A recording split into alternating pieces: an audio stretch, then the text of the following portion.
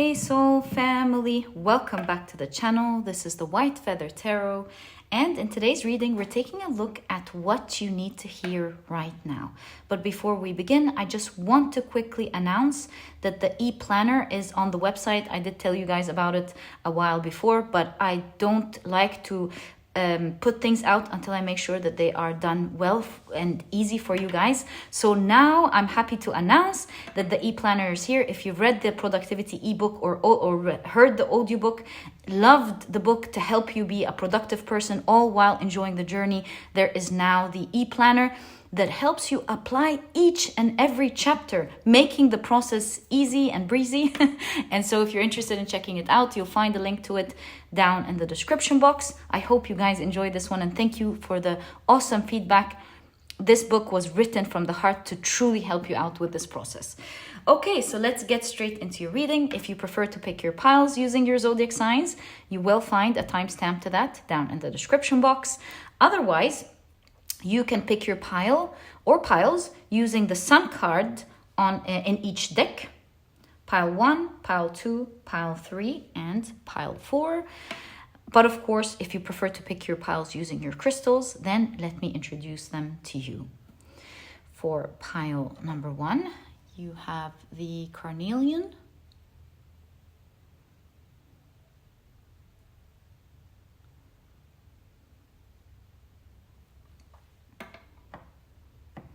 for pile number 2, you have the Amethyst,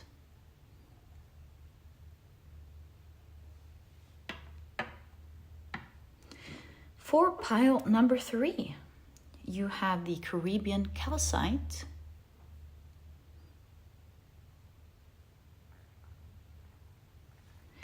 and for pile number 4, you have the Sunstone.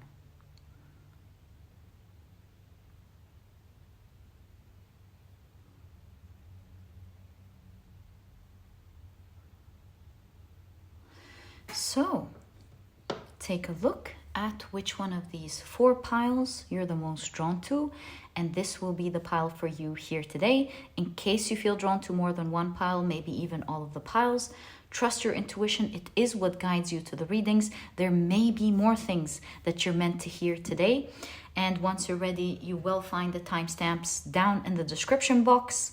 Click on your times, and I will see you in your readings.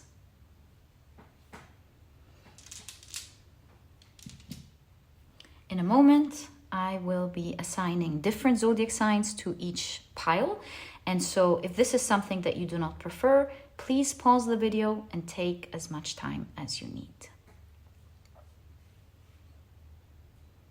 But if you prefer to pick your piles using your zodiac signs, then as you know, my dear soul family, this part of the introduction was created specifically for you guys. I will be drawing out in today's reading, since they are 4 piles, 3 zodiac signs for each pile. Okay, let's shuffle one more time before we start drawing them out. There we go. So for pile number 1, your signs are Leo, Aries, Sagittarius. For pile number 2, the signs are Virgo, Scorpio, and Libra.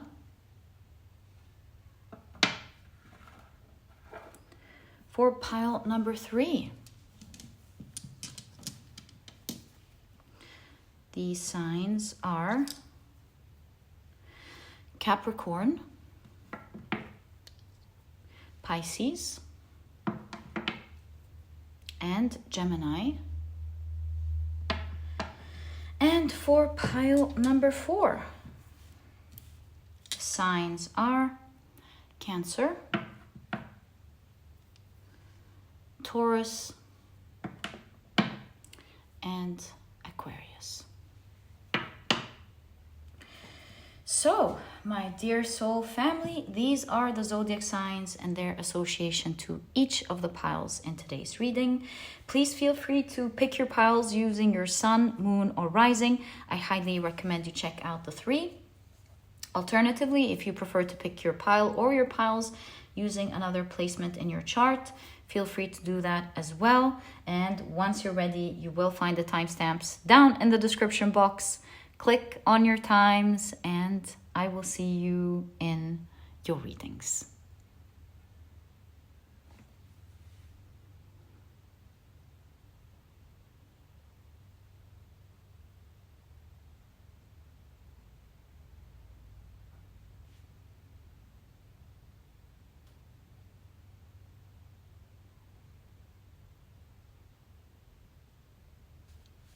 Hi, pile number 1. Welcome to your reading. Today, we're taking a look at what you need to hear right now. But before we begin, let me quickly introduce your pile to you. Your crystal is the beautiful Carnelian. Some of you have picked this deck, this tarot deck that we will be using throughout the reading, using the Sun card. And of course, if you've picked your pile using your zodiac signs, then in that case, the signs for this pile are Leo, Aries, and Sagittarius. If these are not your zodiac signs, as I always remind you guys, please don't worry about it. It's just another way for others to pick their piles as well. And let's start shuffling your tarot deck as well. The way we're going to be doing today's reading is going to be a bit different. I will be pulling out one of these square cards in the middle of the table. And there is a message in each side of the square, allowing us to understand like a full picture of what you need to hear today. All right, I think we've shuffled your deck well. Let's pull out the main card for today's reading. And if we need to do a mini reading on the side to clarify anything, we'll definitely be doing that. Okay, so this is the picture that you have for today's reading. On one side, it says needing freedom. On this side, it says changing. Third, it says unstable. Fourth, it says inspired. Okay, I think the guidebook may even give us like an understanding of what this picture is in the transcript that it was found in. But let's now pull out one oracle card and one tarot card for each side of the square as initially planned. So we have an understanding of what we're seeing and what your message is. Okay, so these are the cards for now. Let's reveal them together. And then in a moment, we'll be reading out the main picture as mentioned. Right, so at the very top, you have needing freedom. Let's see the cards associated with it. You have the World card. And you have Mars in Virgo with criticism. I feel like there's an emphasis on the person here. Do you see? This finger is pointing towards a person. Also, there is a frame in the World card, obviously, towards a person. Okay, so that's the first thing. What's changing? Ace of Pentacles, really nice. And the Sun in Aquarius with idealism. That's so nice. How are you going from criticism to idealism? So nice. Okay, so unstable. You have the Knight of Cups. And you have the Moon in Aries with protection. Okay. And finally, inspired. You have the High Priestess. Ooh, okay. And you have Venus in Libra with indecision. Right. So, initially, I feel these are 4 different messages that you need to hear, unless as we go along, I can start putting them together. But what I see here as one of your main messages that you need to hear is that something within you needs freedom. Perhaps you could be in one area of your life or another harshly criticizing yourself. The World card is a card of completion. So I really feel like you could be, see, the 6th house is the Virgo sign. The Virgo, they are so into detail, which is an awesome thing about them. As obviously they're able to look at the details and make things. That's why they have the I don't want to say talent, but the skill to perfect things, at least make them excellent. But the shadow side of that is being too harsh and too critical. So when they're in their shadow side, they can be too harsh and too critical on themselves. So this is not saying you are a Virgo. This is saying that there is an area of your life which you are blossoming, and you need to see that with the eyes here. Perhaps you are so critical towards yourself when really the truth is, with the World card, that you are complete. A complete person within yourself, or on the outside, or whatever this criticism is towards. Would you like some clarification? Because I'm starting to understand this is actually a full picture and not 4 different messages. But maybe you're asking, I would like to understand my message better. In what area of life is this in? So I'll pull out some different cards to represent different areas of your life. And if it resonates with you, then this is the message that your guides are referring to. So you have the Queen of Swords, the Page of Wands. Hey soul family, welcome back to the channel. This is the White Feather Tarot. Apologies, had to adjust the camera. 4 of Swords and the 4 of Wands. So 4 of Wands is a level up. Maybe lately, especially with the World card here, you've just taken on a bigger role or a bigger position. And this could be like imposter syndrome, feeling like, oh, but do I really deserve this attention, or do I deserve this role that I'm in? In that case, your guides are saying, of course you deserve this role. Please don't criticize yourself harshly. If you take the time, you will see that you've got everything that it takes to do this role. So that's the 4 of Wands. Page of Wands is general confidence. And so this is talking about how perhaps you're criticizing yourself harshly, where with the World card it says you really are everything that, if this is about a relationship, then you are everything that a person would want. If this is not about a relationship, about how you see yourself, this is your guides inviting you to see all the beautiful aspects about you. And I think this is saying the more you see the different aspect about yourself, like perhaps write them down, or any type of way that you can look at the good things, not just the criticism, you will see, and you will have the confidence to realize that you really are it. You are much more amazing than you think you are. If anything, the World card is a card about completion. It's more, if I would read this accurately, it's more like you've got it all. You are it, my dear pile number 1. The last 2 things, 4 of Swords and Queen of Swords. I would say with the Queen of Swords, maybe you're working on something intellectual, and sometimes you criticize yourself harshly, feeling like, can I do this? It could be studies.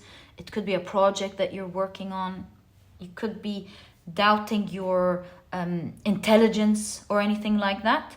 So again, as you can see, it's the same thing. Your guides are saying you've got everything that it takes.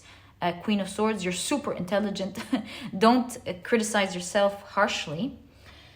4 of Swords is rest. 4 of Swords, maybe it could be talking about how you, because on the window there are people, and it seems like this figure's closed the window and is choosing to rest. So could it be talking about introversion, maybe? Specifically not interacting with others, keeping yourself secluded, because you could be, again, harshly criticizing yourself. And I feel like your guides are saying you need to free yourself, and you need to put yourself out there. You really are it.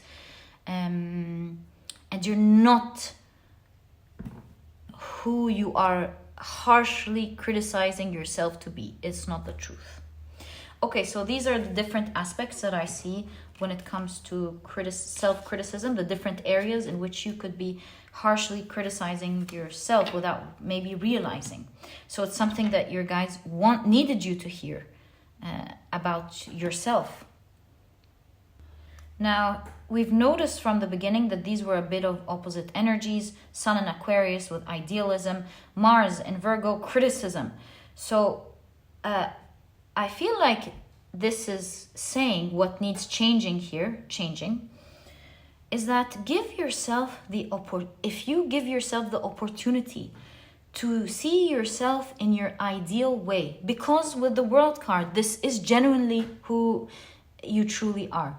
And everyone around you can tell you, hey, there's nothing wrong with you. But when it comes from your guides, they're not going to lie to you. So obviously here, you genuinely are it. You know, you obviously are harsh to yourself when you come across as these people who are awesome, but they don't know that they're awesome, you know? So I feel like here your guides are saying how you see yourself and how harsh you are to yourself is completely different than who you really are. So give yourself a new opportunity to see yourself in the right manner. Sun is how you present yourself.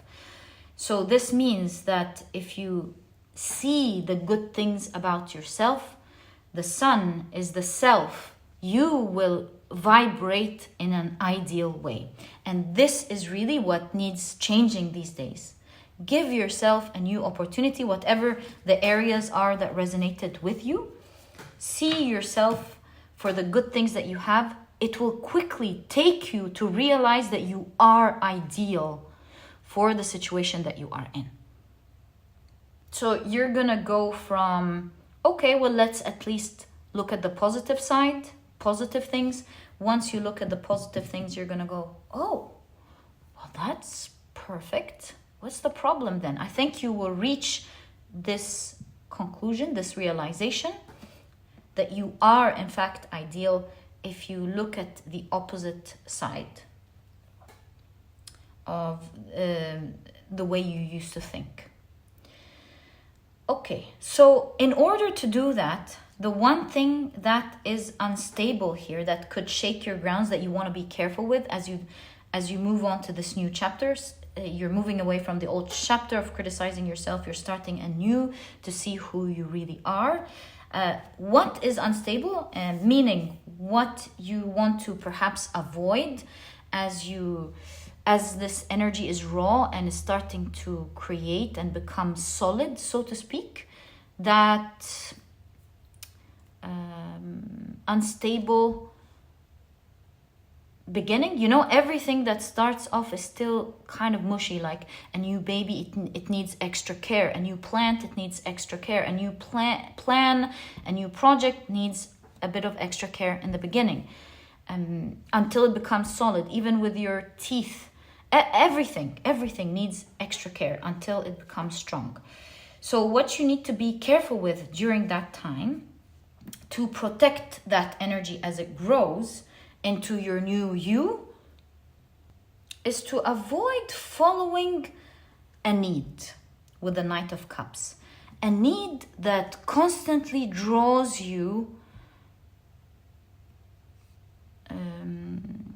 a need that constantly draws you to something, and perhaps when you don't get it, you start criticizing yourself.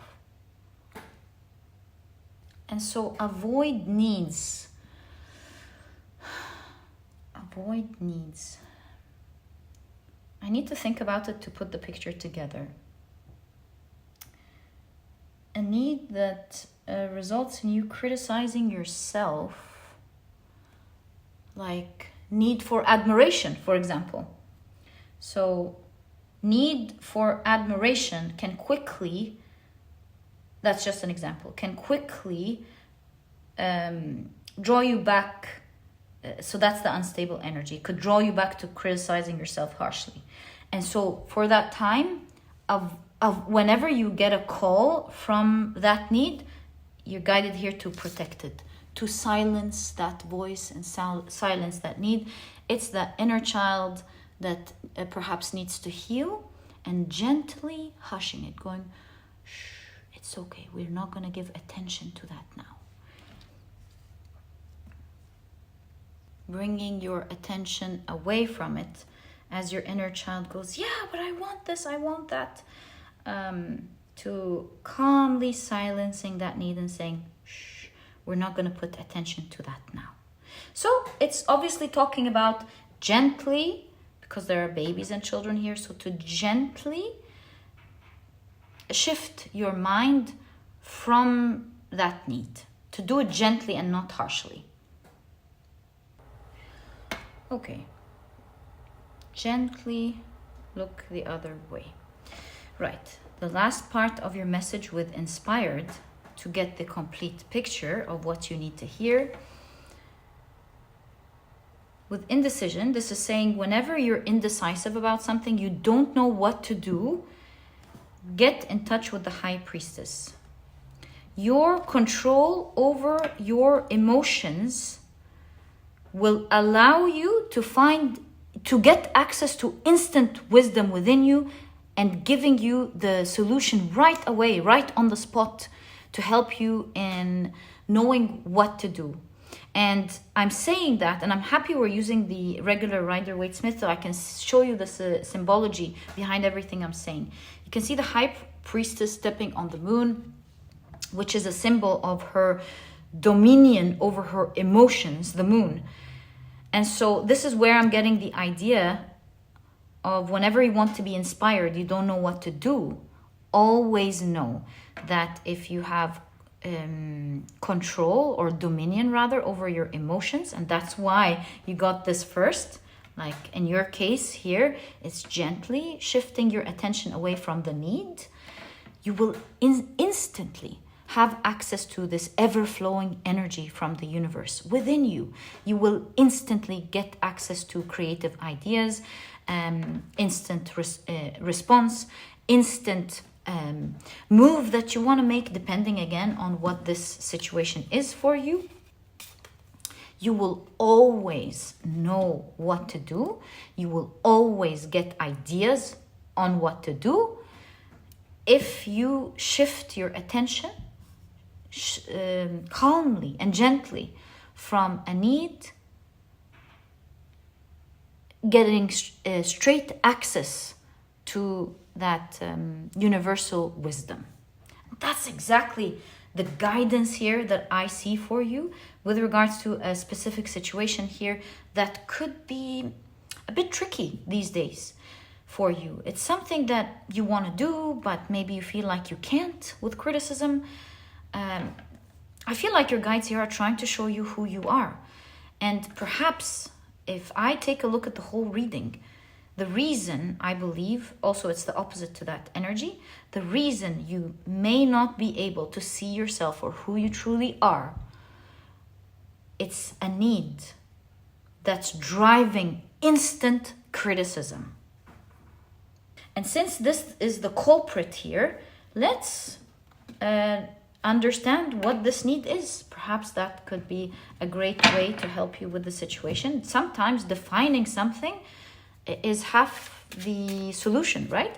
So we'll ask your guides to help you and guide you with what this need exactly could be.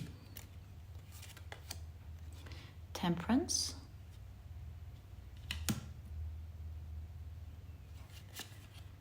Wow, Wheel of Fortune. Cards are really nice. What is this need? Six of Cups. Guys, you have a need for something that you're very fortunate to have. Imagine someone has a need for, I don't know, being seen as intelligent when they already are intelligent, or a need for being seen as rich when they're already rich, or something like that. So in that case, I feel like that's why it's like, take a look at yourself. That's why it's pointing. You have that. And so it's a matter of releasing that need. Yeah, releasing that need for it. Six of Cups. Again, we get this child, inner child. So maybe you had this awesome thing as a child. Perhaps you used to shine bright as a child. And with the cyclical nature of the Wheel of Fortune, you went through a low and now you're getting back into a high. And thus is Temperance, ups and downs. I feel like this is saying you naturally have that. So you're looking for something that you naturally have. You've gone through a low, perhaps that was a shadow, a past like misfortunate situation, but now you are rising to the top. And to get to the top, you can see the Sphinx here. And the Sphinx is known to be one that tells riddles to a passerby. And if they solve the riddle correctly, they pass. If they don't pass. So I feel like in order to come back to the top again, to who you really are, you're being guided to go through this process of seeing the positive things about you, that like fixing the riddle, seeing the positive things about you, avoiding the need, the very need, and we'll get to the need because that's why we've taken a look at the cards so far. Avoid this need and be calm. So that's the process that I'm seeing here in order to manifest this back to you. The crown of the Temperance is not on the head and the Rider-Waite-Smith. It's on top of the mountains to show that what you are thinking about, the way you think about something, will lead you down to that path towards that thing that you want to manifest. So it's all about the thought process, which is something that is very important, and you finding yourself again. And rising to the top where you belong. So, what is this need? What is this need?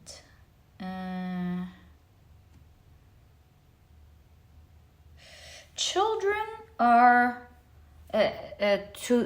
when they're growing, they first start off by being the center of the world, and then they start having the recognition, cognitive recognition, to understand that they are not the center and start understanding more outside of themselves.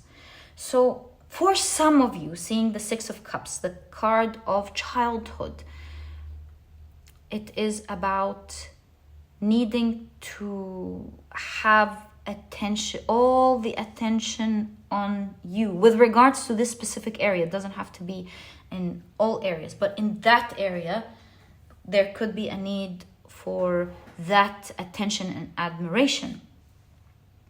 And so in that case, the first card here is release, and there's a specific emphasis on children, and so it's a specific message about release the need on full attention on oneself. So that's one. Wheel of Fortune. The need could be for fortune. Being fortunate in something that you do, and perhaps this is why you criticize yourself whenever it doesn't go right. And so I remember the old wisdom of always doing something without being attached to the result. If it happens, it's great. If it doesn't happen, this teaches us to be happy where we are while working towards our dreams, because if this direction doesn't work, then we're not devastated. It's avoiding the emotions of being devastated. It's to calmly go, okay, I'm good. Let me try another path. Doesn't work? Fine. Let me try another path. So to avoid devastation, which allows us to constantly be happy where we are in order to jump right back, spring back up and look at another path, it's to avoid a need for that. It's wanting something but not needing. And to not need means you're not attached to the results. If it's happened, wonderful. If it doesn't happen, great. You'll find another way to do it. So need could be fortune. Lastly, with the temperance, the need could be with the twos, 1 foot on ground, 1 foot in water. Maybe the need could be wanting two things at the same time, or wanting to be in two different places at the same time, or wanting to merge two things at the same time. In temperance, one is fire, one is water. So maybe you want to perhaps opposite things. Like, I want to be, I don't know, wealthy but not work. Or I want faithfulness but not be faithful. That's like extreme. Let me think of examples. Like, what's opposites? Wanting a healthy body but not working towards it. But I will tell you, since we're talking about opposites, the wisdom about opposites. Did you know that just like the yin and yang, in order to receive a type of energy, you must experience its opposite, just like the hanged man. And like the fire and the water. One can put out the other unless you know how to deal with both. And that is to, if you want an energy to experience the opposite. Let me give you examples. What does that mean? Like, for example, if you want to be wealthy, then you need to learn the opposite energy of living without, living a bit frugally, like saving money or using that money to invest, to grow your money, right? So in order to be wealthy, you step into the opposite energy of learning its discipline, how to make it. If you want, for example, beautiful connections, you must step into the opposite energy and experience the strength of setting boundaries. Sometimes with setting boundaries, it means a little bit of a little bit of what you may perceive as the opposite of that, only to take you there. Like, if you do it like that, I mean, I love you so much, but I think we won't be able to deal with each other if you are harming me in this way. So it's like, it almost feels like it's the opposite, but it's not. It's creating a healthy understanding of each other's boundaries in order to improve the love between two people. Another example of how to get to an energy, success, for example. In order to reach success, you have to see failures. You don't have to see failures, but you have to be okay with the energy of not yet succeeding until you do. Or just like learning, when you want to be an expert at something or learn more about something, you have to humble yourself and be okay with not being smart yet in that topic until you are. And so what I'm seeing here is learning to deal with opposite energies. You need something in one way, and what you need could be opposite to what your goal is, leading to criticism like, why isn't it not happening? It must be me, when it has nothing to do with you. It's more about learning to tune into the opposite energy and be patient with temperance until learning to deal with both energies, because everything is yin and yang. Sometimes you need to learn what darkness is to appreciate and understand what light is. So these are the different things that I see when it comes specifically to the need, and how to calmly shift from that need. And that will allow you to have a grasp over your emotions, so that it's not in control of you. You are the one rather in control of your emotions, which will instantly allow you to have instant connection to the universal wisdom whenever you need it. However people blame you as super smart or not, super knowledgeable or not, every single person, animal, plant has access to that universal energy if they so wish to tap into it. One has learned to easily get in touch with it, while others need to learn to tap into that same energy as well. And you too, my dear pile number one, will learn to tap into that energy whenever you have calm and dominion over your emotions. And that, my dear pile number one, is exactly what I see as the message that you need to hear right now. I truly hope you've enjoyed it. If you have, please give me a thumbs up. Subscribe to the channel so that you never miss a reading that I upload. Very quickly, guys, for those of you who have bought the productivity ebook or the audiobook and have enjoyed it so much, there is now the Productivity ePlanner, which is designed to help you apply each and every chapter, allowing you to be productive all while enjoying the process. And really, that is the key to having prolonged productivity, because if you don't like it, or if you're pushing yourself to do it, there's only a little bit before you release it. So if you're interested in checking out the ePlanner, you will find a timestamp to it down in the description box. Thank you guys for the support. Love you guys very much, and I'll catch you in the next reading. Bye.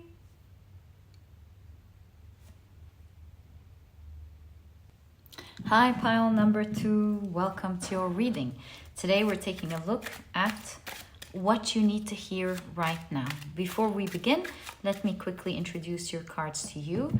Your crystal is the beautiful Amethyst. Some of you have chosen this deck through the Sun card. And if you've picked your zodiac signs, if you've picked your pile using your zodiac signs, then in that case, the signs for this pile are Virgo, Scorpio, and Libra. Welcome to your reading. If these are not your zodiac signs, please don't worry about it. It's just another way for others to pick their piles as well. So in today's reading, we're doing things a little bit differently. We're going to be placing that square deck in the middle. We'll be, of course, pulling out a card. Each side of that square deck has a message, and we'll be clarifying that message using one oracle card and one tarot card, and looking at all sides to see a complete message of what your guides want to tell you. I hope I remember to tell you that your crystal is the Amethyst. I think I did. Okay, so now that all your decks are shuffled, let's go ahead and begin. Your main card says balanced on one side. On the next, it says make decisions. Third, it says relaxed. Fourth says very aware. Really cool. Okay. So let's place that in the middle. And then pull out an oracle card and an oracle deck for each side. I feel like this one's sliding out, so let's take it for the first part. So that will be the first side. This will be the second. This will be the third. And finally, this one will be the fourth side. All right, if we ever want to use the decks, they're on the side, ready for use. Okay, so the balance side. What is your message, my dear pile number two? On the balance side, you have Moon in Capricorn with practicality. And you have the Five of Swords. Interesting. Okay, Capricorn and practicality. Is it talking about organizing yourself? Also the bees working hard towards something and organizing yourself, perhaps. And that's the balance energy that's needed towards something. because the Five of Swords is a card of either winning or losing. So balance here is to win something. That's the balance that's created. We'll talk about that in a moment, but let's just reveal the other sides. Here you have make decisions. So that's the moon again in Gemini with adaptability. And you have the Queen of Swords. This is so clear. Okay. Now the relaxed side, you have Saturn and Gemini again with concentration. And you have another 5, the 5 of Wands. And obviously these two are affecting each other, opposite sides. Okay. Let's take a look at the final side with very aware. You have the Justice card and you have Saturn again in Pisces this time with loss. So it's interesting how you have Moon, Moon, Saturn, Saturn. Very strong energy when it comes to your emotions. Like the message has a lot to do with handling your emotions, which we can see it here, by the way. And also with Saturn energy, it's like going through the difficulty in order to get the things that you want. That's Saturn energy. Okay, so obviously here, it seems like you want something to happen. And with the Five of Swords, you're either going to make it happen or you might lose it. And that's what's going on at the moment. So in order to win, which you can see the figure here is winning, holding the flag.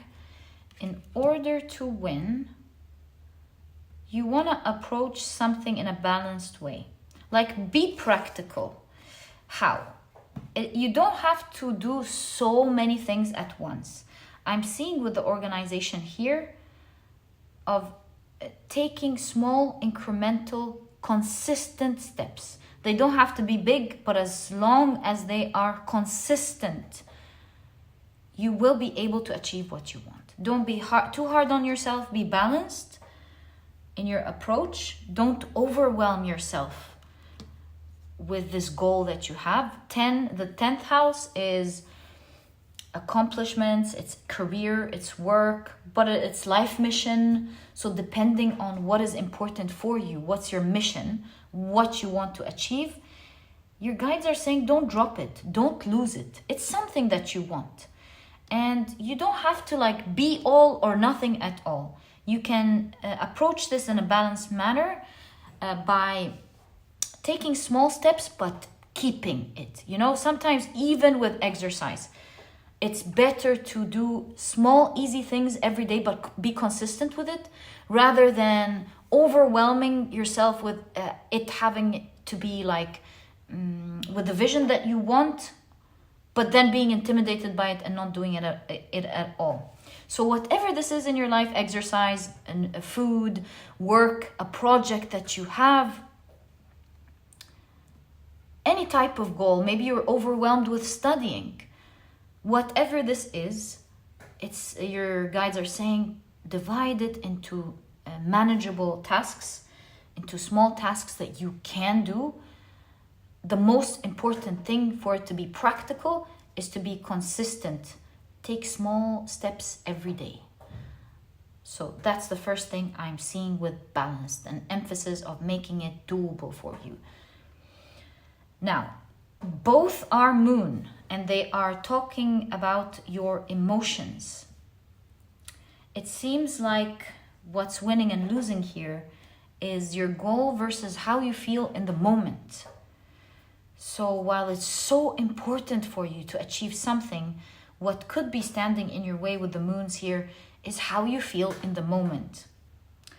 And so now that you've divided it into small steps, your guides are saying, do the right thing. Have control over your emotions.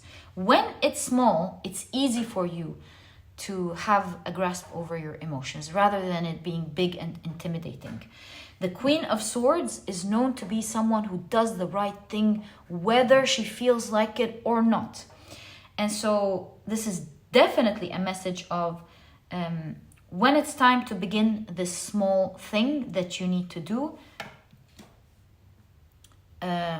start it right away whether you feel like it or not. This will train you to have that control over your emotions, and you will be able to do not just one thing that you want now, but you see the arms, you'll be able to do many things and handle in the future so many things at the same time.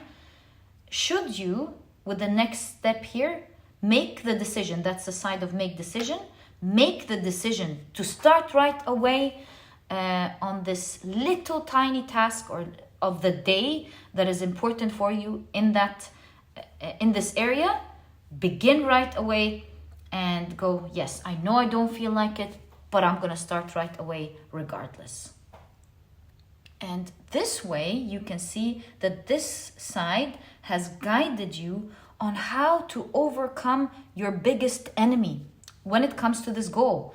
And we've established with the moons here that this is your emotions. So now that you were able to overcome that first strong barrier, let's take a look at your next advice to achieve this goal that you have with the 10th house.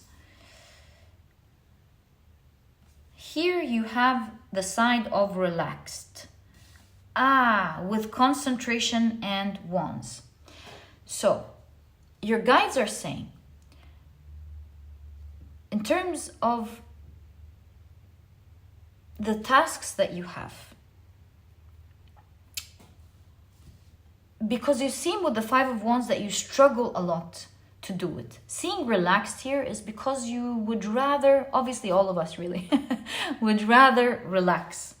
So your guides are saying, in order to do that, concentrate. You will have an internal struggle between you wanting to do this and wanting to relax.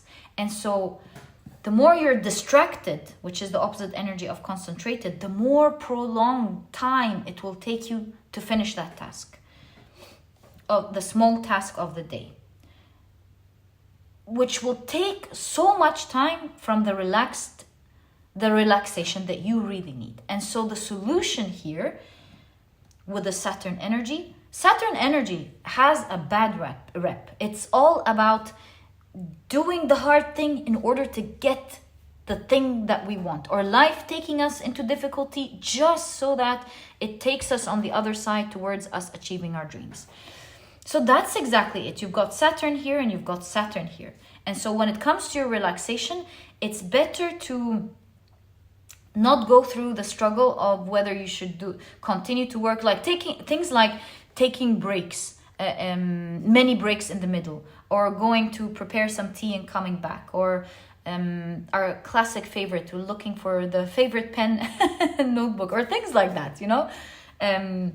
It's like avoiding this internal struggle and concentrating, because the more concentration time you put, the shorter it will take you to make that task, finish that task, the longer time you will have to relax, which is ultimately what you want alongside to your goal. And that's what you're struggling towards. And so in order to avoid this struggle, give the time needed and the concentration needed to finish it.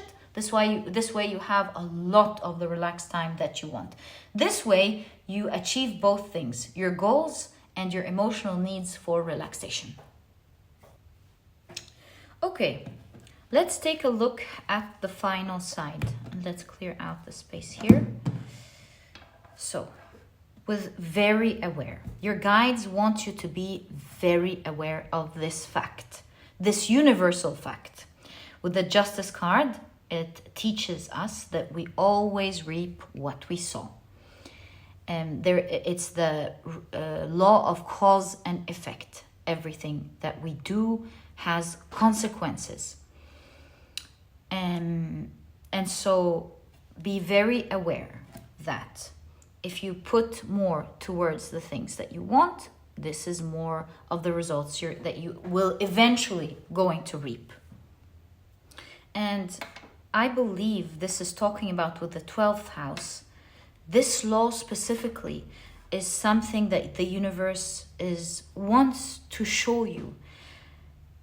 I feel like the universe is trying to say that if you apply this law, you will learn it for yourself, and it will be a great lesson that you will grasp for everything in life. But if you don't grasp it, you will feel like life will teach it to you regardless. So it's like a matter of choice to choose to do the right thing for yourself now, rather than you learning it anyways, which is really, with the 12th house, what we all go through doing the right choice or having to learn about it later, because the law of karma, which is the justice card as well, is there. So these are the universal laws. And the reason I said the world will show it to you is because I see a raven eating at a skull, and as I understand, we've learned, the story goes that we've learned how to bury a body by watching the birds. So this is where I'm getting the idea that life will teach it anyways. And so it's kind of like, don't wait for a universal law. You can teach it to yourself now, kind of energy. So it's not just about your goal. It's about something that the universe wants to teach you. Oh yes, I remember. I wanted to say, you can see a couple strolling happily here. And I kind of feel with loss that this is talking about instant gratification. It's kind of like you can stroll, take life super easy when there are important things to do, but this ultimately leads to great loss. And the hard work will be done anyways, whether now or later with Saturn energy. Saturn energy is present. And so, choose to do the hard thing now so that you can enjoy it fully later, rather than enjoying it a little bit now and in any case having to go through the difficulty later. This is what I'm seeing here when it comes to the very aware side. It's like the side, this side is something that the universe wants you to be aware of. It is the universal law, and being aware of it allows us to change our reality and not watch reality change for us. It's like as within, so without. And with the fives here, although it's a struggle at the moment, it is also something that you can change, and that's the number 5. Yeah, exactly that. Okay, and I also want to ask, what is the universe really referring to when it comes to a goal that you have? Because maybe some of you have many goals, although it definitely is talking about all of them. But let's see the energy of the main goal here. What is this main goal, please, for pile number 2? What's this main goal? Mercury in Gemini, so it's something that makes you so excited. Obviously, Mercury as well. All the Geminis and Mercury seems to be an exciting project, exciting idea that you have. Yeah, so it's something ultimately that you are excited about. So that's great to know. It's not something that you hate. It's not like, for example, some studies that you have to do that you're not enjoying. It's actually something that you're very excited about. You've got a lot of the 3rd house here. 3, 3, 3. Wow. Okay, what else? You have the King of Wands. King of Wands shows that you are very good at it, very skilled at it, very talented at it. Wow, so you're talented at it and it's exciting. That is going to go great for you, my dear pile number 2. It's really going to go great for you. You have the Ace of Wands. Wow, and you've got a great opportunity towards it. So nice to see for you guys. So it's kind of like, don't ruin this opportunity. You're holding in your hands a great opportunity that you're excited about. Go ahead and achieve it for yourself. You have the Hierophant. Okay. You have the Ace of Pentacles. Love your cards. Oh my God, 2 aces. It's a wonderful opportunity that you have. And the Wheel of Fortune, guys. This is an opportunity that's been given to you by the universe. Yeah, absolutely. It's an opportunity that's been given to you by the universe for you to achieve your fortune. It will require, with the Hierophant, some learning along the way, obviously. But the more you learn about it, the more this wheel will spin faster for you. And so this means that you might start off a bit slow, and it's going to go so fast at this point through the things that you will learn that it might even start working automatically for you, or at least, at the very least, it could require just a little bit of effort where you later, because relax seems to be a huge energy here that you deserve, that later on you will be relaxed. You will have a lot of that, but it's placed in the future and not in the present. It's like working hard to be relaxed later on. Perhaps this is talking about how, as you learn, it's going to be done so easily. It's going to be a piece of cake.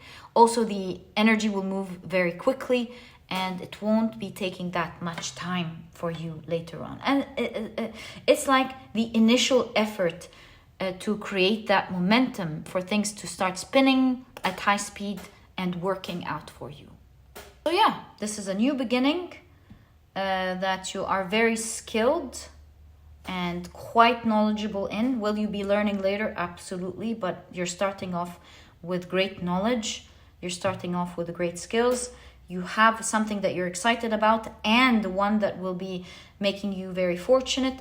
Also, this is saying that to have this opportunity is a very fortunate one, and you're now holding something in your hands that is very fortunate. Honor it, and it shall honor you back, just like the Justice card. I also am seeing a lot of synchronicities in your reading. 1 plus 0 with the 10 of the Wheel of Fortune is 1. So 1, 1, 1. I'm seeing 3, 3, 3. I am seeing 5, 5. So there's like a lot of synchronicity. Also, by the way, the Queen is 13. So there's a 3 here as well. 3, 3, 3, 3. Yeah, so I'm seeing a lot of synchronicities. 10, again, the 1. That's like 11, 11. 1, 10, 10, 1, 1. Overall, what I'm trying to say is it makes me feel like the stars are aligning for you to have this opportunity fulfill, work out for you, in case you respect the law of the universe, of the cause and effect. Get into it, make it easy for yourself, but be consistent, and it shall equally work out for you. Finally, before we end your reading, I want to also quickly look, like a quick look, at how you're going to be fortunate with this in the future if you are consistent. This one moved. So let's take it and ask this question. How are you going to be fortunate with what you have right now? 1, 2, 3, and I also feel this one, and thank you. 4, 5, and 6. Okay, so you have the Sun in Aquarius with idealism. Guys, in this situation is going to work out perfectly for you. It's like if everyone gets this, they can have some good luck with it, so others a lot of good luck with it. And if there's an optimum result for this situation or this opportunity, you would be among the ones who would get the optimum from this situation. It's like everything that you want from it. So you're going to be very lucky with this. It's meant for you to have it. you have the Queen of Pentacles. You're going to, again, be very fortunate. If this is like work or a business, then obviously the Queen of Pentacles is you being very wealthy. Whatever this is, at the end of the day, the Queen of Pentacles lives in the reality of her own dreams. She's created this reality for herself. So this is saying that you will be in a reality that you've always dreamt about. Guys, such positive cards. All the kings and the queens, my goodness. You've got the King of Cups, which is enjoying the life. Again, the King of Cups is like floating above your dreams, like you're emotionally satisfied, you're happy, you have it all, and you're sitting on your throne. That's how it's kind of similar to the energy of the Queen of Pentacles. But also, this could mean if whatever you're doing has to do with people, then the King of Cups could be admiration. Compassion, admiration. So love. Getting great results when it comes to love, when it comes to admiration or something of the sort. People admiring maybe what you do. You have, guys, oh my God, the Six of Pentacles, which shows that you will really be given generously if you pursue this. Look, Six of Pentacles and the Queen of Pentacles. Guys, if this is money, you will be showered with wealth. If this is not money, you will be showered with great results that you will love. You've got the Nine of Wands. Let's reveal them. So Nine of Wands, so that I understand what this is. Nine of Wands and Knight of Cups. And Seven of Swords. Interesting. Let me now take a look at these. So we're looking at the results, right? Oh, Nine of Wands means you didn't previously have access to something. Knight of Cups shows us that you will have the opportunity to have access to which you've always wanted. Almost to the point with the Seven of Swords, it's the card of taking something and escaping. You will almost question with the amount of things that you will be able to access and have. I think you will start thinking, is this right to have all of that? I feel like this is saying you will be showered generously to a point where you get access to things and get to have things where you might even yourself, that's why it's an ideal situation, where you yourself might at one time in your life stop and question, do I deserve this? And absolutely, this is what you deserve, because this is Saturn energy. You put in the effort in the beginning, and that is what happens when you work hard to get your dreams. And my dear pile number 2, this is exactly what I see. I'm seeing another 11 here for you, by the way. This is exactly what I see for you. I wish you the best of luck in whatever it is that you are meant to achieve. I know that the universe is reserving it for you. You are meant to have it. Should you choose to abide by, to understand, not abide, sorry, to be aware, just like the universe is showing you, to be aware of the law of the universe. My dear pile number 2, I truly hope you've enjoyed your reading. If you have, please give me a thumbs up. Subscribe to the channel so that you never miss a reading that I upload. And very quickly, guys, I just want to bring to your attention that the Productivity ePlanner is now out. It helps you apply each and every chapter of the Productivity eCookbook, of the Productivity eBook. And maybe even some of you have heard the book with the audiobook that teaches you how to be productive all while enjoying the process. Now with the ePlanner, there are like fun things that you can fill out that will help you straight away in applying each and every chapter of the ebook. And if you're interested in checking it out, you will find a link to it down in the description box. Again, my dear pile number 2, thank you so much for tuning in, and I'll catch you in the next reading. Bye.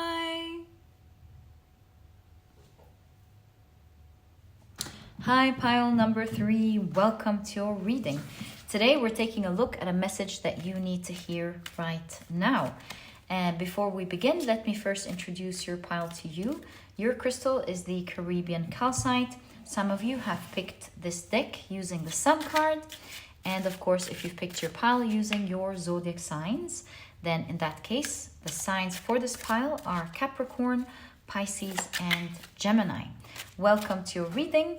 If these are not your zodiac signs, as I always remind you guys, please don't worry about it. It's just another way for others to pick their piles as well. I just want to let you know that today's reading will be doing it a little bit differently. The square deck will be the one in the middle. We'll pull out a card, of course. On each side of the square, there is a message which we will clarify by a tarot card and an oracle card. This way we get a rounded message, a full rounded message of exactly what it is that you need to hear right now. Okay, so let's get straight into it. We'll pull out your square card. So you have eccentric on one side, motivated on the next. Third, you have protective at the bottom right there. And then on the far left, you have selfish. Okay. Right, so let's keep that here and then pull out one card for the top and then a card for the second side, a card for the bottom, and a card for the far left side. All right, great. Let's check out what your cards are and what your message is. So this is egocentric. I thought it was eccentric, my apologies. Egocentric. There is Jupiter in Gemini with bluff. Not surprised. Because sometimes with egocentric, in order to satisfy our egos, we may come up with conclusions that are not true. So I don't know if your guides are talking about like putting your attention towards something with regards to how you think in a specific area, or is it someone that you're dealing with? You've got the Seven of Wands with challenge. So the yellow here is the solar plexus, and it's highlighted in the axe here, the yellow. To cut off something means to get rid of a specific challenge. Let's see. We'll have to take a look at the rest of your cards. With motivated here. Ooh, you've got Sun in Virgo with health. And the Death card. Now, protective. Is it protective? Yes, protective. On the side of protective, you have Venus in Pisces with submission. And the Two of Pentacles. And finally, on the side of selfish, you have the card Moon in Aquarius with independence. And you have the Page of Swords. I am still questioning or asking whether this is talking about you or someone that you're dealing with. I think we need to clarify this on the side before we begin the analysis, so I know what we're looking at. So can we kindly get a quick analysis of whether the reading is talking about the egocentric and bluff part? Is it talking about something that pile number 3 needs to look at that maybe they're not looking at in the right manner or in the right way? Or is it about someone that they're dealing with?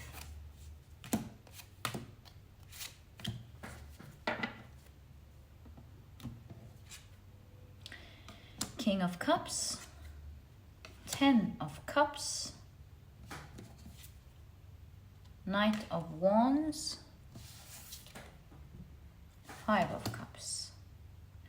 I think this is talking about someone that's close to your heart that makes you so happy with the 10 of Cups that has recently disappointed you or continues to disappoint you, because the Knight of Wands is a knight that could be related to selfishness, and you do have selfish on the left side, because the Knight of Wands is known to be someone who goes after whatever that they want, regardless of whether it hurts anybody or maybe even hurts themselves. But so they are related to selfish reasons sometimes, because they mindlessly go after what it is that they want. So I feel like your reading here is not in fact speaking about something that you're not seeing about yourself.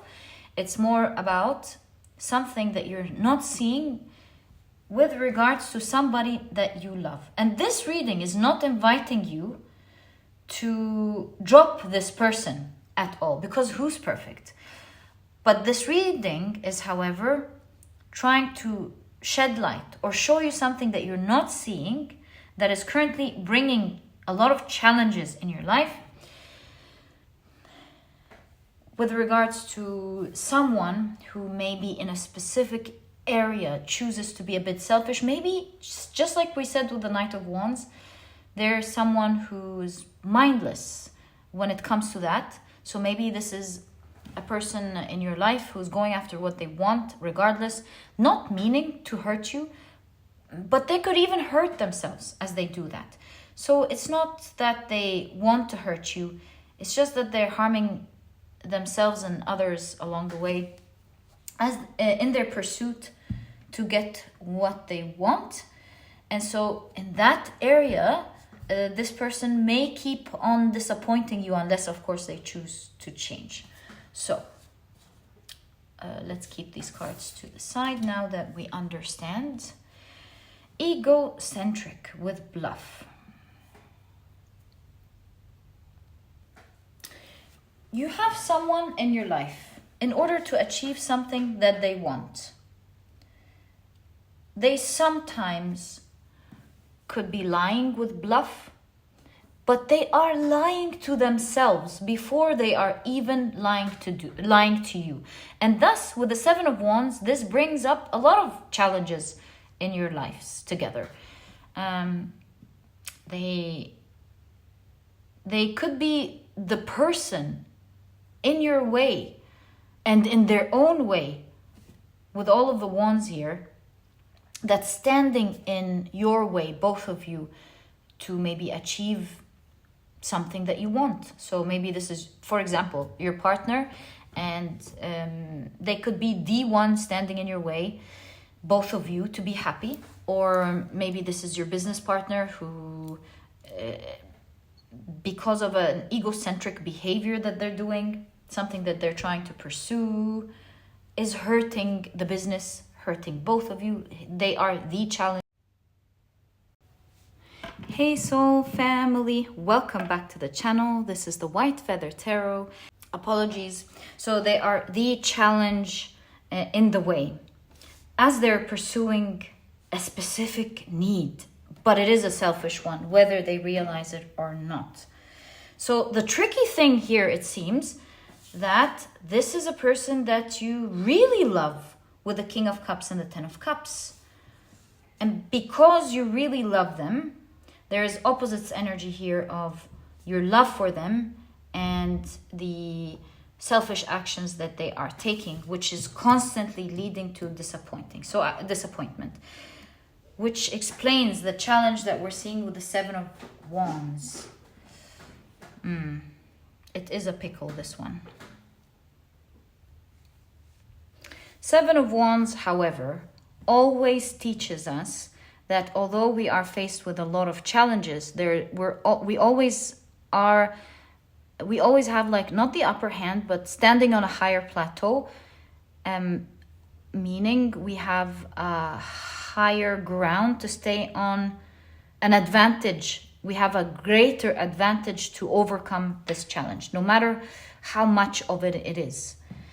I'm sensing that the power here of overcoming this challenge is through the solar plexus, and that is power. And you can see it here in the swords. The swords here is cut. Does it mean cut off the bluff, Or does it mean cut the hands?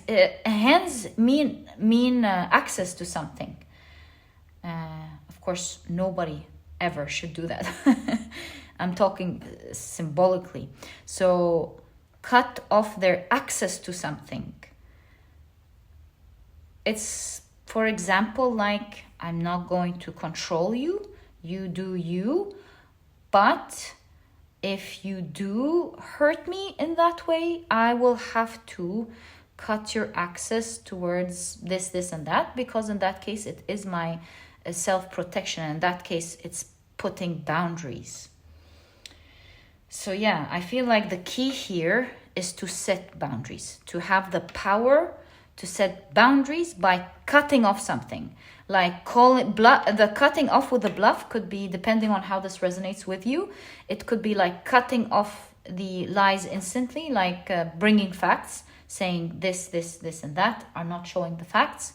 And we should have a healthy conversation of speaking with facts, not emotions and not anything else. Or cutting their access to something that they could be using to hurt you. It could even, for some of you, be cutting off access to you for some time. It depends really on how you see your message and what the situation is. The good thing, the good news about the person you are dealing with, however, is that their motivation, with motivated here, is that the connection between the two of you is healthy. It's very important for them to have a good connection with the two of you. And so with the 6th house, you can establish a strong foundation, and overall they're not a bad person. They just have a selfish tendency, and that's of course never an excuse, but I'm just, as reading the cards, saying that overall they are not a bad person. You just want to cut out that selfish behavior, whether they are cutting it out for themselves or not. At least you're cutting their capability of using it against you.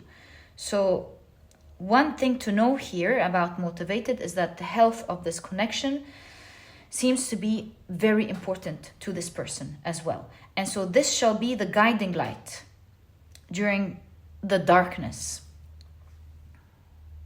Cutting access to something, cutting access to you, to set your boundaries in case there's like infliction of pain or hurt or misusing the connection or anything of that sort, harm to you. Whatever it is that you are guided to cut with the solar plexus with strength will alert this person with the sun. And they will transform with the death card, because to them, you see that dark tunnel? To them, losing access to that, to you or whatever this is, will, just like a dark tunnel, will not feel good for them.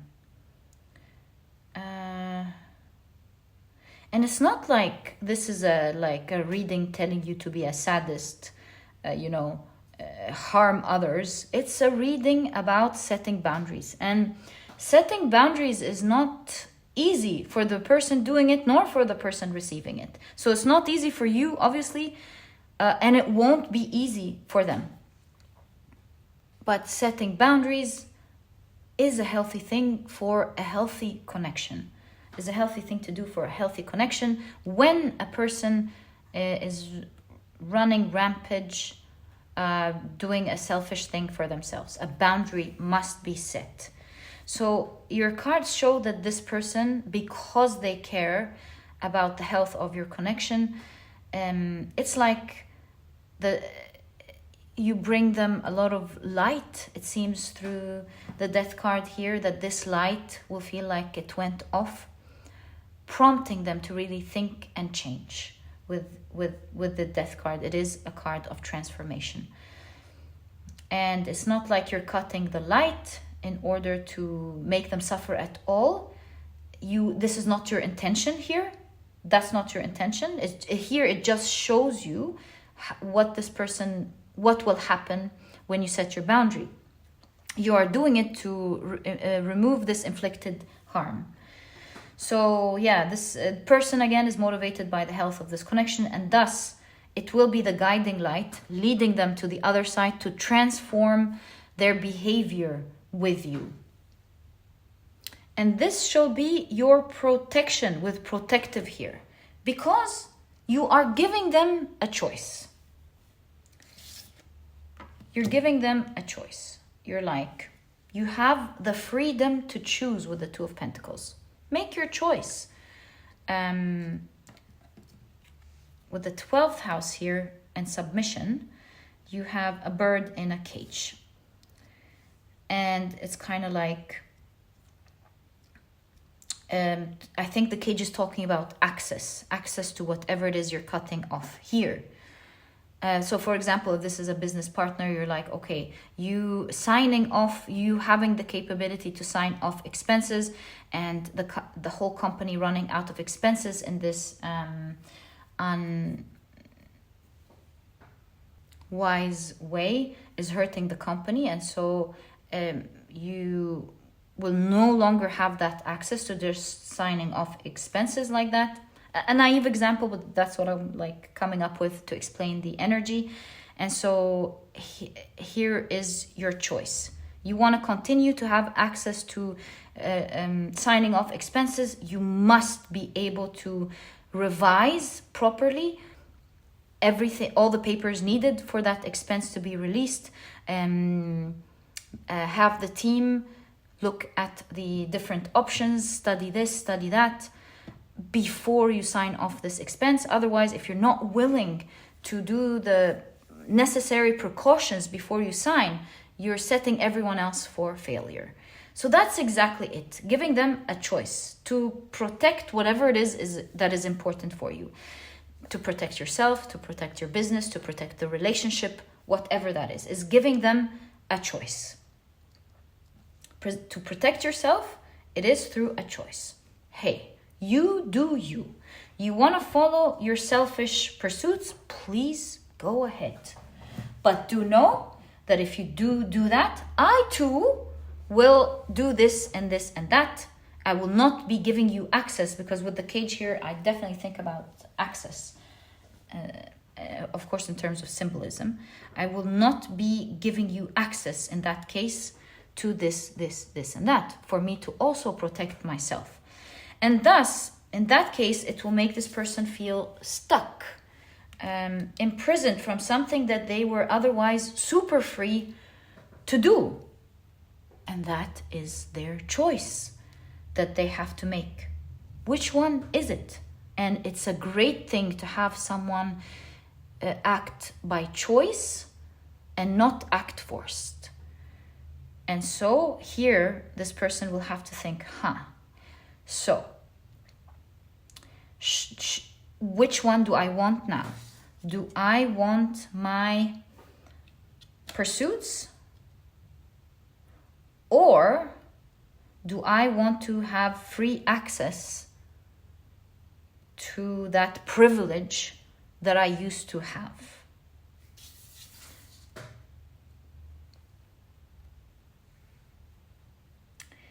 Your reading here is showing, with the 12th house, that not only are you this way, sorry, because I saw Jupiter, that's why I paused. I have more things in my mind now. So this way, you're not only protecting yourself from this harm and disappointment, but you're also helping them with the 12th house.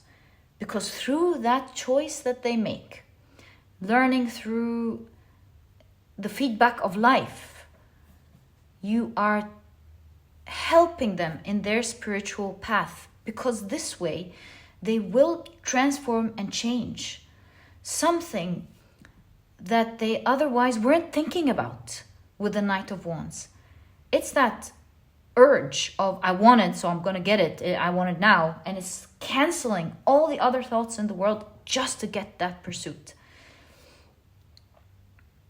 So through that choice, you're really making this person think for the first time. And I'm saying that because I just saw the Page of Swords here, and I'm about to transform in a moment.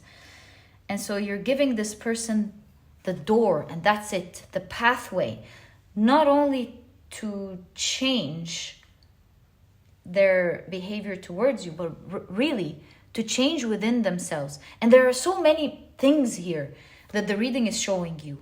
You're giving them a choice. You're not forcing them. And so by not forcing and giving somebody a choice, you allow them to think for the first time about something.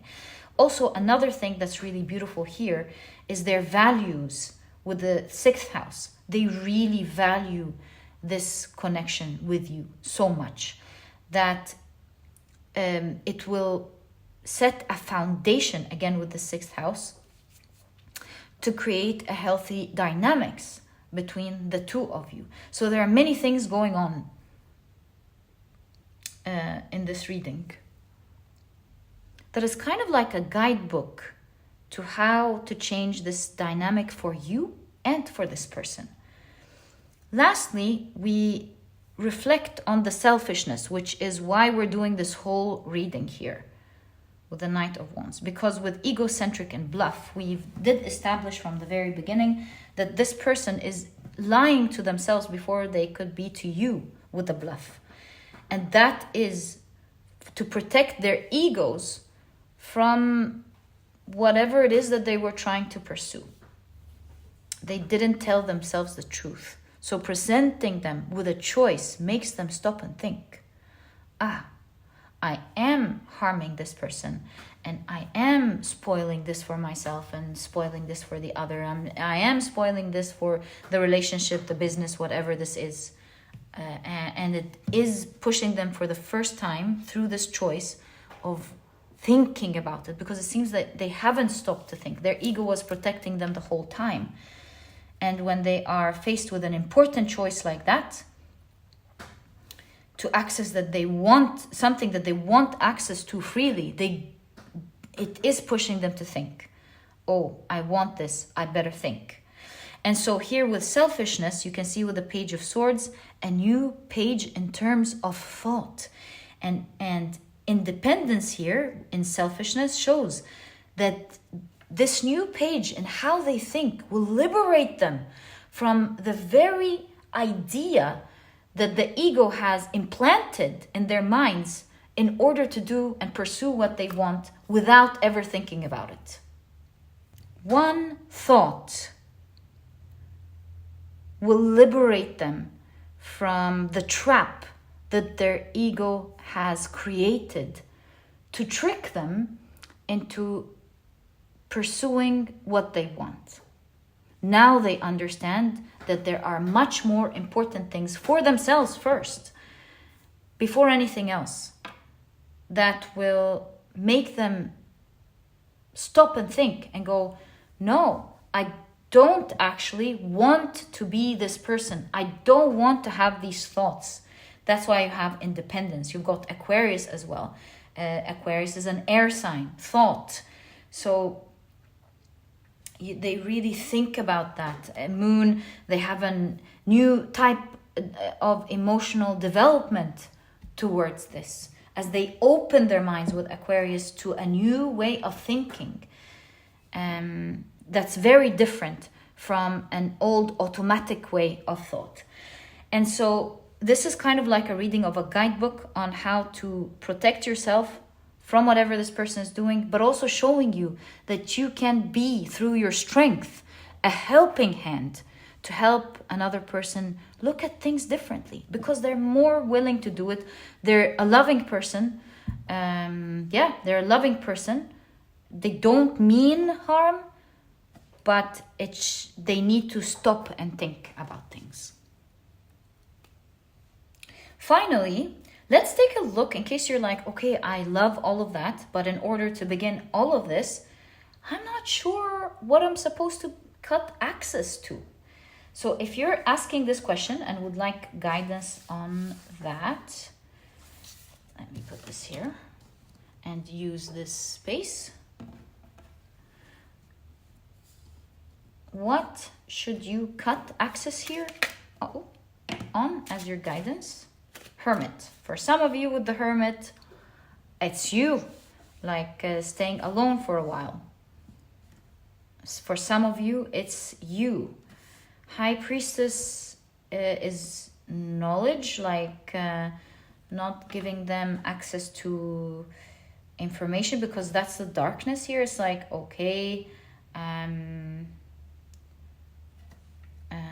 like, let me think of an example with that, like going dark. If I keep telling you about my everyday life and you go out and tell everyone about it, then I will not give you access to this information anymore. This is in case someone's hurting you with information, right? 6 of Cups and 2 of Swords.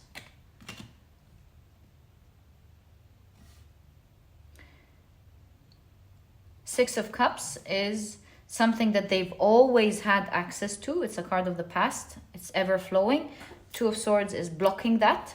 So blocking whatever they easily had an overflow of, in case they are harming you with that specific thing.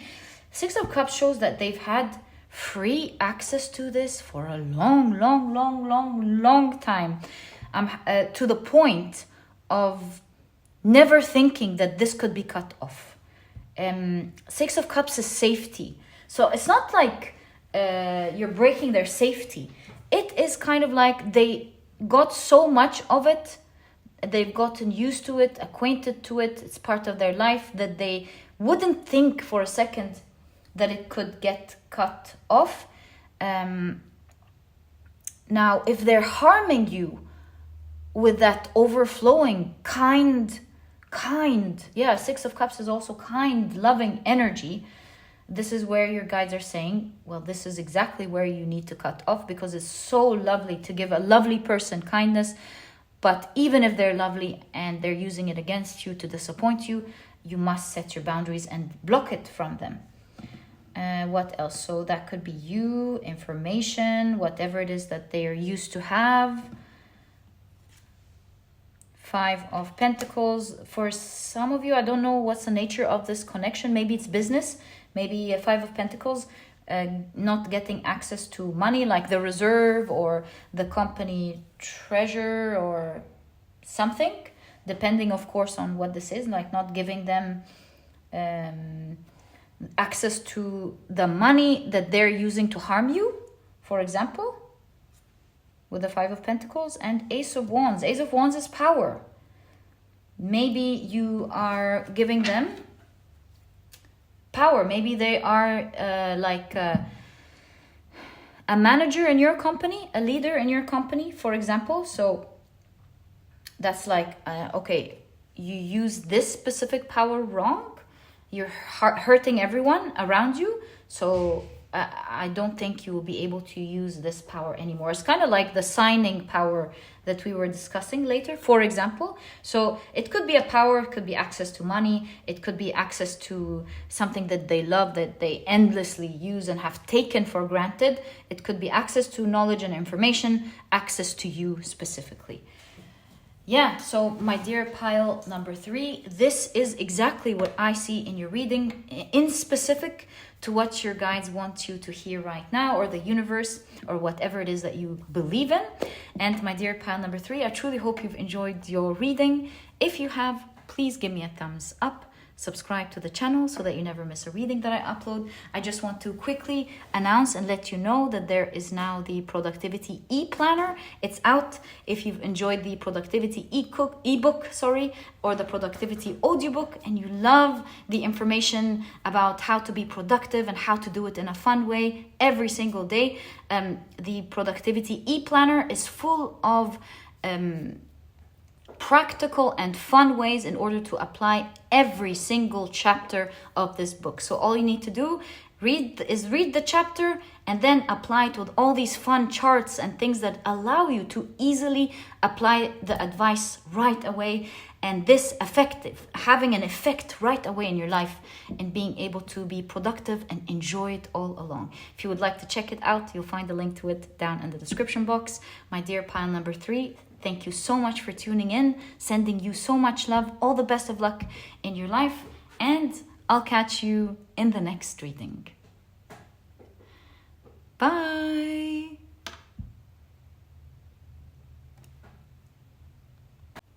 Hi, pile number 4. Welcome to your reading. Today we're taking a look at a message that you need to hear right now. Your crystal is the beautiful Goldstone. Oops. And your significator, no, it's not your significator card, sorry. This is the deck that we will be using. Some of you have chosen it using the Sun card up top. And if you've picked your pile using your zodiac signs, then in that case, the signs for this pile are Cancer, Taurus, and Aquarius. Welcome to your reading. If these are not your zodiac signs, please don't worry about it. It's just another way for others to pick their piles as well. Okay, let's put them to the side.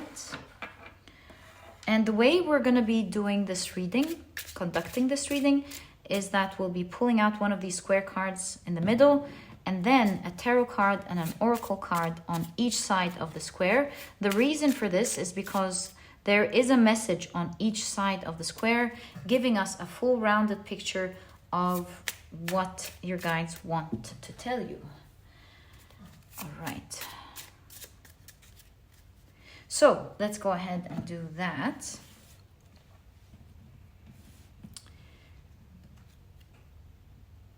So this is what your card looks like. On the top side, it says easily swayed. On the side, it says compulsive. At the bottom, it says private eyes are watching you. And finally, on the very left, it says conscious awareness. This looks like it's going to be a very interesting reading. Okay, perhaps your guides want to show you something that you may not be seeing. So let's find out all about it together. And we'll be pulling out one oracle card and one tarot card for each side. Right, the next side. Third one, you keep getting ones from the bottom. And fourth side. There we go. If we need any more, we can always pull from the top. Okay, so let's take a look at your cards. We'll start off with the top side with easily swayed. So what is easily swayed and what is your message? You have Mercury in Aquarius with originality. And you have the Page of Wands. This combo definitely talks about an active mind, creativity, being originality. See, the Aquarius is an air sign, talks about the mind. Mercury in Aquarius definitely talks about being original, having original creative ideas.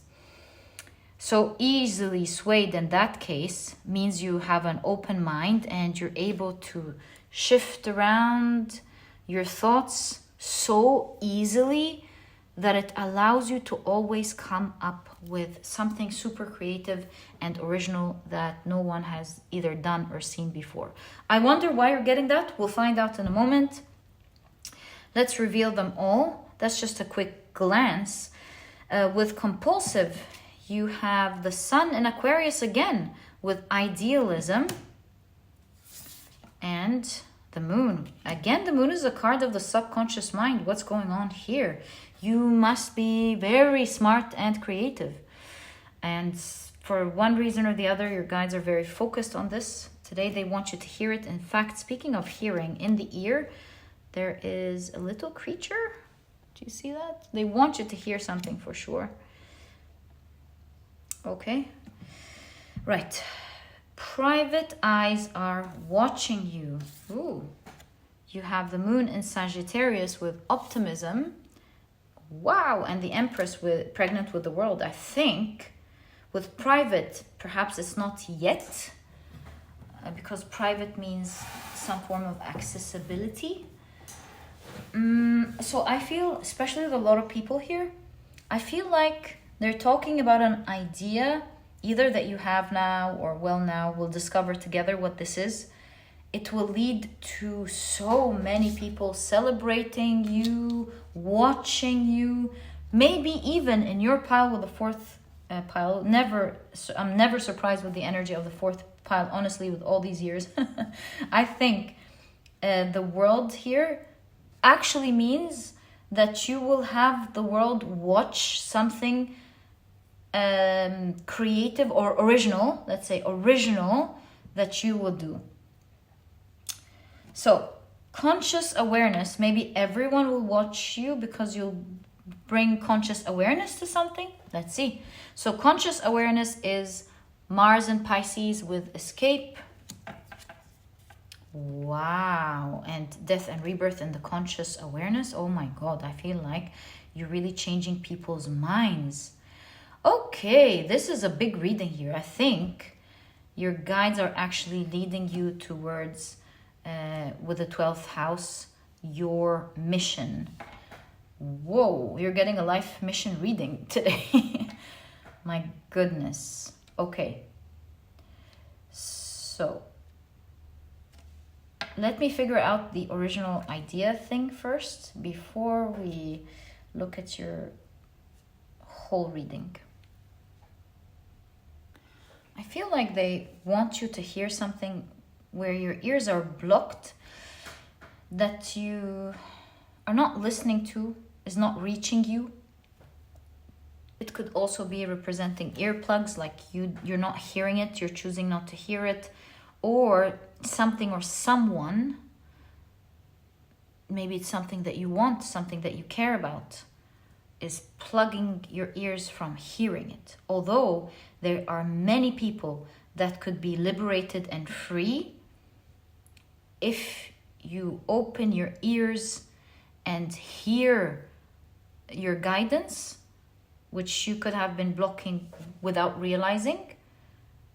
And this is why today this is something that you need to hear. You came here for an original mission. My dear pile number 4. You are supposed to create something original, and you have that mind for it, that creative mind for it.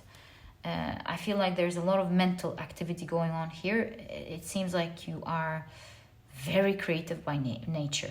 There's no way you aren't aware of this. You definitely are. Your guides are saying you have this brilliant mind that you know you have because you have a very important mission. This mission will liberate humanity in one aspect or the other, depending on what this mission is. So that's why one day, see, mission, opposite here is everyone watching. One day, my dear pile number 4, this is what they want you to hear. You will have the whole world listening to you, clapping for you with optimistic, joyful about what you are presenting. Empress shows that one day you will also be abundant. You will be seen as caring, with the Empress, that you care either about the planet or the people. In any case, whether it's about planet, people, animals, whatever this is, it will ultimately lead to liberating so many people, helping them escape from a bad fate that they were otherwise going towards. And so this way, your reading is saying that you will shift the fate of the world. And this is why you really need to listen up well today. I feel like with compulsive, there is something that you're doing compulsively, a behavior. Seeing idealism right next to it, I really feel like You are waiting for things to be perfect. I feel like your guides are saying, stop waiting for it to be perfect. The moon is plunge into it. Plunge into the unknown. Although you don't know how it's going to go, you will only find out when you plunge into it. Because when you plunge into that, get access to that energy, you will be given kindly. You will be given generously. You can even see it here with the Empress card. You will be given generously. You will be spoiled with abundance and luxury, or whatever it is you care about, or whatever it is that you're trying to do for yourself. So don't wait for things to be perfect, because you could be following or pursuing something else, giving your back to your mission in pursuit of trying to make something happen, and what you don't know is that if you plug into this energy, you will be given abundantly of what it is that you're trying to pursue. Let me pull out some cards, because I can almost hear you guys saying, ooh, easier said than done. I can almost hear you guys say that. So to help you out with that, obviously you're giving your back to it for a reason, and your guidance is the opposite. So let's get guidance on how you can do that, because for a lot of you, this seems to be work. I could be wrong, but it must be. Although with the 11th house, the 11th house is like doing something that you care about, something humanitarian. So let's see. How are you guided to pursue this? Since you're giving it your back. Ooh, the candle went off and I'm about to change it. So this is definitely saying something. Hold on. Ignite it means start it. Start the path to the light. Just start is, I feel, what happened here. And look at your Goldstone shining. Ooh. And you shall shine bright. Okay, so let's see what your guidance is. Like, what should you do here?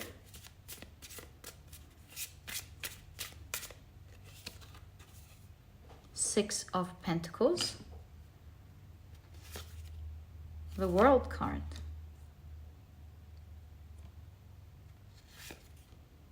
Four of Pentacles. There seems to be a lot of talk about money. Save with the Four of Pentacles. Save well. Give yourself first. And give yourself first, when we talk about finances, means give your future self first. Okay. So there's the advice of saving. Four of Cups. 10 of Wands. Both is like ending something. World card is completion. 10 of Wands is ending something difficult. Two of Pentacles, maybe making a choice, especially with how you spend and save money. Ooh, and the Magician.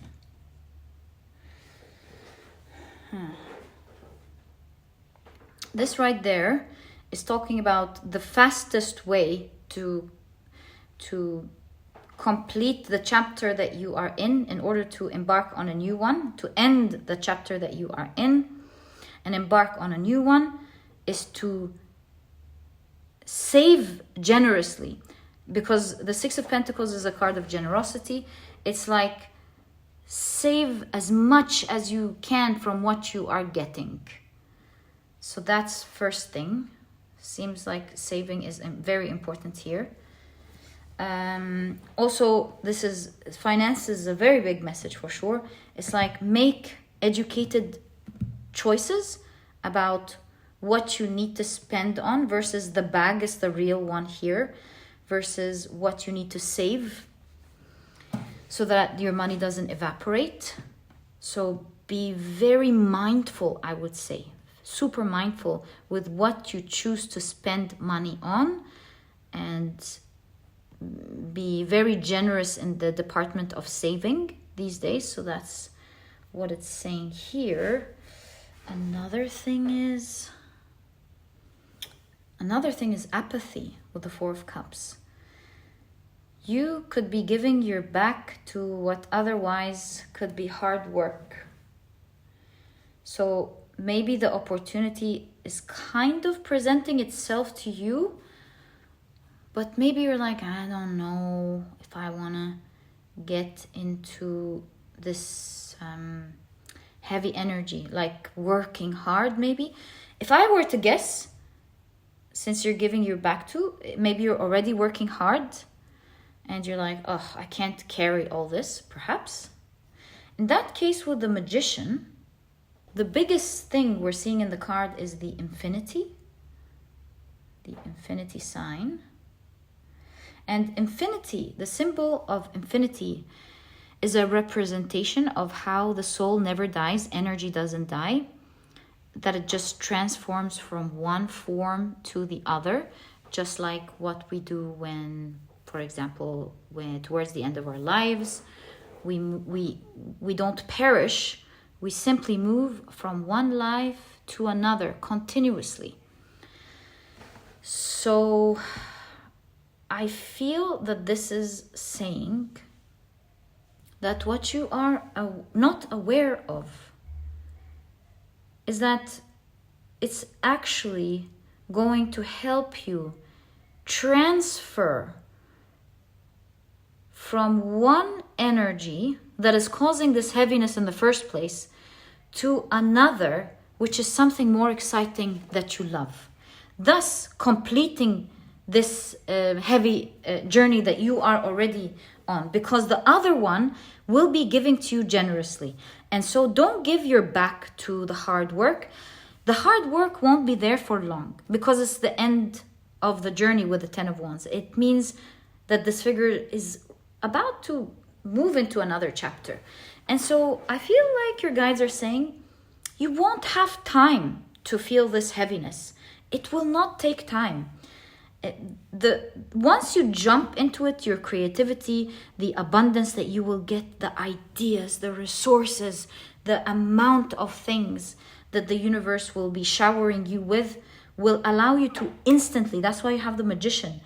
Just like the Magician is able to bring things into life in the spur of the moment or make it go away instantly, so will be your life as you jump into this opportunity, and you will be surprised how it actually transforms. And I say surprised because you have the Magician.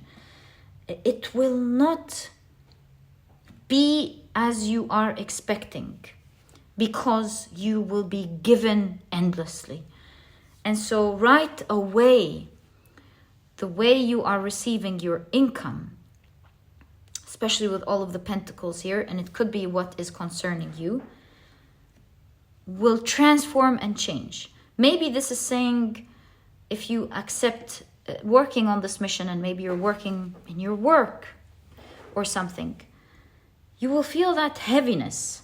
But your guides here are saying we're not going to, of course, leave you be burdened this way. Step into that energy and you shall see not just your work, but your whole life transforms. Because you've stepped with the 12th house into your spiritual journey, I feel like your guides are saying, we understand how you feel. That's why it's depicted with the Four of Cups. We understand. Perhaps it's why you have your ears locked. It's like, yeah, who wouldn't love to do their original ideas? Yeah. And I feel like your guides are saying, don't block your ears to this degree. Give it a try. And if you do not see that it starts shifting in your life, don't believe it. In fact, transformation is all over your reading because you do have the death and rebirth card. A transformation for everybody. A transformation for your life and a transformation for many, many others. This is your soul mission after all. And so, your reading is saying, my dear pile number 3, please plunge into it. I know that there is a lot of unknown, but you will always be guided with the light. We will always show you the way. And please, don't worry too much about it being perfect. It's a process that will happen step by step. It is one that you're meant to create and perfect. How will you know how to do it perfectly if you don't begin right away? So your guidance is begin saving. That's a huge thing. Begin saving and begin your journey also. Maybe by the time it picks up, you would have the money perhaps to support yourself. I think this is what it's saying. The money to be safe, and then one hands over to the other. Exactly, one hands over to the other as you save. This one starts working, it picks up and it gives you money. I think this is exactly what your cards are saying. So let's continue with your guidance here. It says private eyes are watching you. I totally see that your guides are saying that with your soul mission, you will have so many people around the world who will watch you, who will be so pleasant with what you have to deliver and give. They will be entertained with what you do. But most importantly, with conscious awareness, your mission is so important because whatever it is that you're putting out there seems to be so original, so out of the box, so something that many haven't considered. It's bringing so many people into their awareness, helping them escape something that was so difficult. With the death card, maybe it was something that was like, it could be literal, making them I don't want to say the word, I don't know if it's allowed on YouTube, like unalive themselves or end something in their lives, and their health and their freedom. It depends on what your mission is, and it's a rebirth. It's giving everyone the opportunity to escape their past fate and have a fresh new hope for life. And this is why people will love and admire and appreciate the care that you're putting into that. So let me check for you, how long is this process from the give and take, like from one direction to the other direction? How long? Whoa, thanks. Oh my God. Do you see that? The Star card and the Nine of Cups. This is definitely saying that your dream will come true. This will happen for you. Now talk about timing. Do you see the shifts of the moon? Oh, that's why you have the moon with the Eight of Pentacles. Eight of Pentacles is taking the time to perfect it, which is what you're afraid of. And this makes me feel that it's only gonna take time to build it. Perhaps this is the foundation. Build the foundation of your idea. It's gonna take time to build this foundation. But once the foundation is built, then you won't have to worry about it again. I just saw something, that's why I paused. I saw 1111. And you're definitely helping humanity out. Speaking of humanitarian acts of kindness of the 11th house. Now, if I put this together, 1111 and the moons that we're seeing, I'm getting this crazy idea that once you begin, count to 11 moons, but please take timing, guys, with a grain of salt. But it's what I'm seeing. Count 11 full moons from the time you begin. The 12th full moon, you will have this finished. And your whole life and everything with it will transform.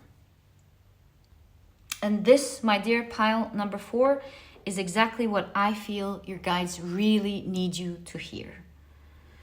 And so if you've enjoyed this reading, please give me a thumbs up.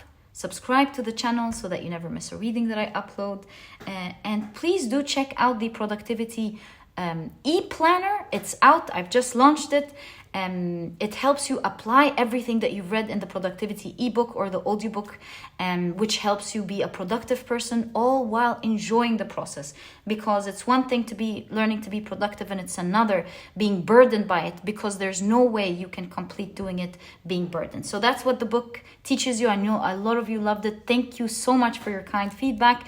Now there's the ePlanner. It's something that you can print forever, and it's like a workbook that allows you to apply each and every chapter easily right away, all while having fun, so that you can start on your journey of being productive and achieving the things that you want.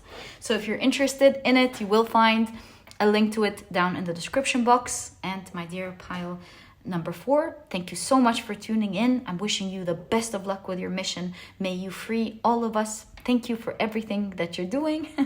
And I'll catch you in the next reading. Bye.